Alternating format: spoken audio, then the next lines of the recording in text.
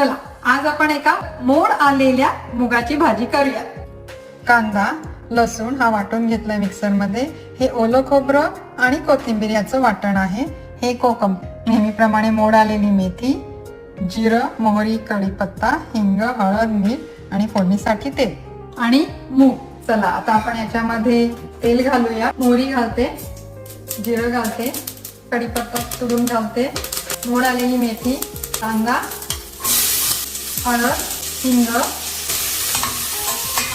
लसूण आलं घालते। त्याच्यामध्ये सोलापुरी काळा मसाला घालते। त्याच्यामध्ये हे थोडंसं ओलं खोबरं आणि कोथिंबीर वाटून घेतलेलं ते घालते। मस्तपैकी मोड आलेली मूगही ऍड करते, मीठ ऍड करते आणि याच्यामध्ये थोडं गरम पाणी उघडते आणि तुम्हाला काढून दाखवते। ही झाली आपल्या मोड आलेल्या मुगाची भाजी तयार।